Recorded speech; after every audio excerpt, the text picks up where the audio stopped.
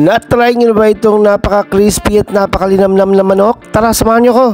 So today's video nga pala ay pumunta tayo dito sa napapabalitang napakasarap at napaka-crispy manok dito sa bandang Old Airport.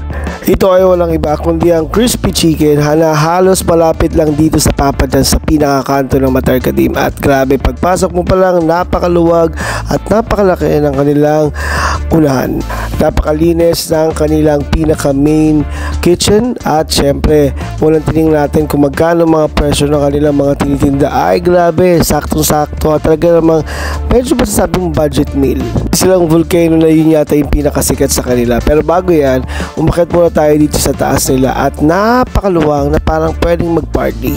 Sa sobrang luwang ay nako, parang kitang-kita mo naman na napakaraming tao, kayang pagpuno nito siguro mga 100 o 80 na katao. Syempre hindi natin pinalampas yung kanilang banyo at napakalinis din naman. Ang store nga pala na ito ay napakaganda ng kanilang pwesto dahil kitang-kita mo kung ano mga nasa labas.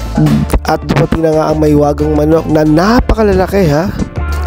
At saka talagang napakabango ng pagka-crispy at pagkamanok nito. To be honest, excited ako dahil kitang-kita naman na napaka-crispy at mukhang katakam-takam at napakasarap nitong manok na to, oy. At sa unang kagat ay hindi harina kundi talaga namang manok talaga naman. Nakakatuwa din dahil meron silang iba't ibang sauces na kapareha at kapartner ng manok na ito. Merong ketchup, chili sauce at ang pinakagusto ko ay yung parang cheddar cheese.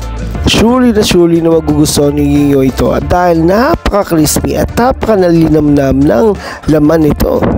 Kaya namang mga ka-food trip ay talaga namang hindi tayo mapapahiya sa manok na ito. Kahit yung kanilang salad o coleslaw ay napakasarap din. Napakababait nga naman ang crew nila at talaga namang napapakawayo ka pa, oy. Kaya muli sa mga hindi pa nakakapag-try na itong crispy chicken dito sa Matarcadim, you should try it at talaga namang magugustuhan nyo sa crispiness at linamnam ng manok na ito. Abot kaya at talaga namang napakasarap ng manok na ito. So paano, hanggang dito na lang. Maraming salamat. Bye. God bless. Wake up, today's gonna be a good day. Wake up, today's gonna be a good day. Wake up, today's gonna be a good day. Wake up, today's gonna be a good day. Wake up, today's gonna be a good day.